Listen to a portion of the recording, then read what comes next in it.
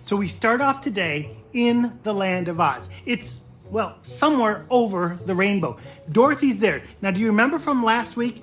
Dorothy has been given a pair of ruby slippers. Ruby slippers. That's imagination. She can go anywhere in these slippers, but we'll get there later. So she's here in the land of Oz. She's surrounded by munchkins, and there is a good witch named Glenda. And Glenda says, where did you come from? And there's this discussion. And Glenda asks Dorothy, what do you want? And Dorothy was saying, I just want to go home. Then Dorothy began to look around and said, but it doesn't look like I can go back the same way I came. And Glenda sort of laughed and said, do you know what you need? And Dorothy didn't know. You need to start where you are and move forward. You see, in Dorothy's mind, all she could imagine was home. But there was a journey. She was standing there saying, how do I get home? Back it up. You've got to talk to the wizard. Back it up. You've got to get to Oz. Back it up to right where you are. Follow the yellow brick road. Follow the yellow brick road. Sometimes we get way back and we say, I just can't do it. It's too many steps. But Dorothy started with one step. Her next step was follow the yellow brick road. It's always best to start at the beginning. You can have courageous imagination by following the 6 steps. 6 steps. The first step is? The first step was last week. We talked about realize. Realize your big eye. Bing. That is that big image, that imagination. Dorothy, she wanted to go home. That's the bing, big eye. This week is step number 2, and it is aim for your next step.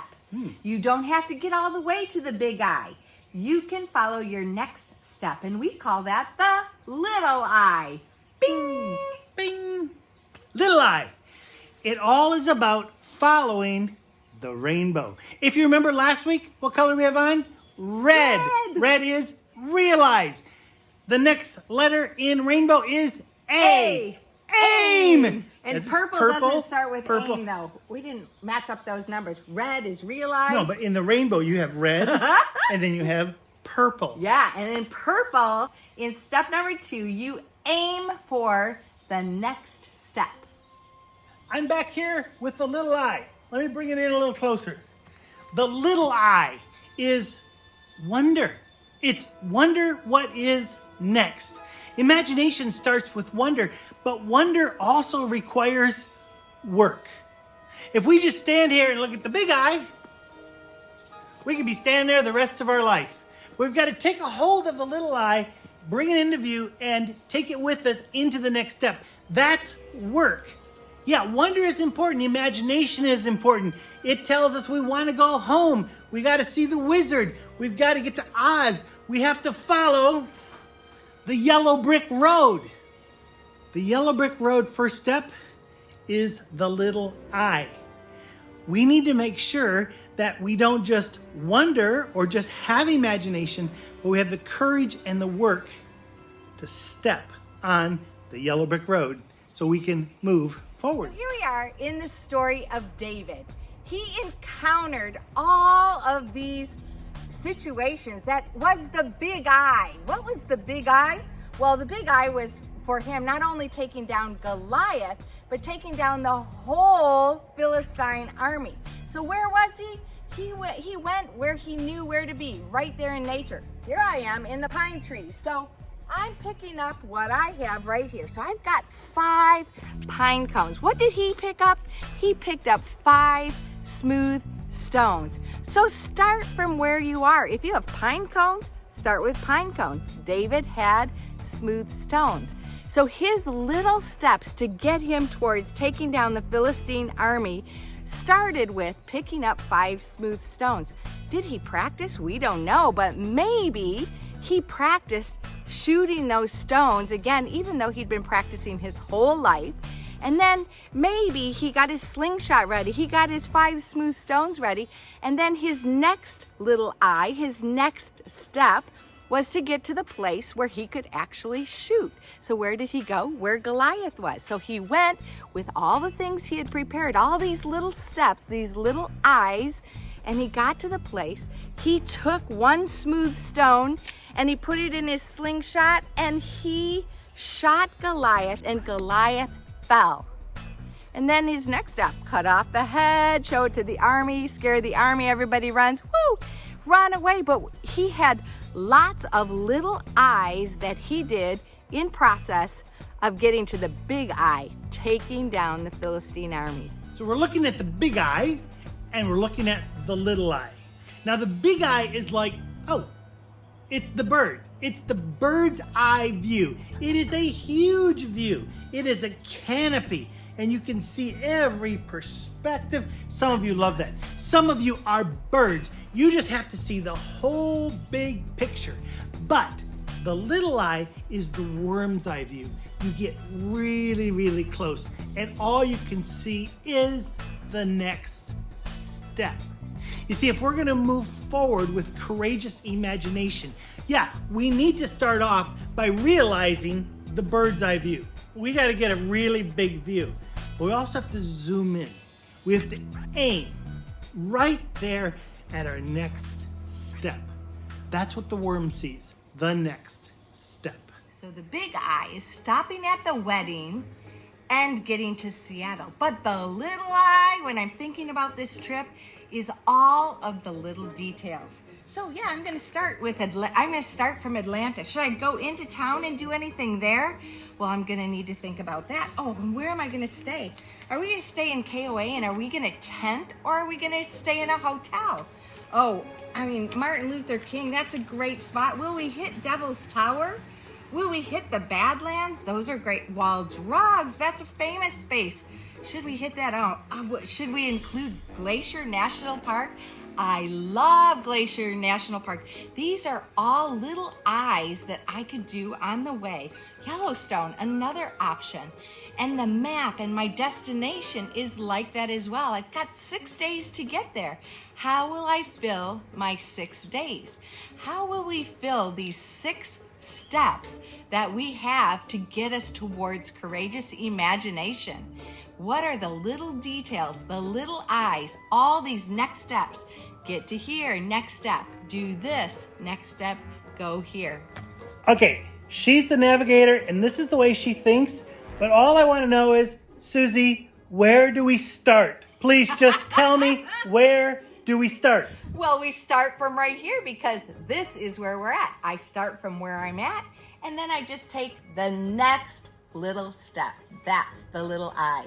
So let me give you a view of what's happening in Joshua. Joshua chapter 3, verse 4. There is this place where for 40 years they've been wandering in the desert. Their parents have all died in the desert. And now they're about to go into the promised land. And in Joshua 3:4, Joshua says to them, you have never been this way before. Follow, because you've never been this way before. It was like Dorothy. When Dorothy was able to see, I can't go back the way I came. I must move forward with the yellow brick road. With David, where David actually says, that Goliath is in the way. I have never taken down Goliath before, but he's like the lion and the bear. I have never gone this way before, but God has, and I'm simply going to follow. And the children of Israel, they followed the ark into the promised land. And God wants us to trust him into the imagination. But again, it starts with the little eye. So basically what we're talking about with your aim is something called reverse engineering. It's taking the big eye and making it into the small eye. Yep. It's reversing the process. So our tool for this week is called the Next Step tool. And basically it's a remake of the Be Do Becoming circle that we've been journeying with for those of you who have been in the far with us. So basically up at the top of the circle is I'm right here. This is where I am. And then as I go around the circle, right here before I get to do, there's a certain thing we can do, and it's called 5, 4, 3, 2, 1, try. Try it. So there's something that happens, it's a little bit like reverse engineering.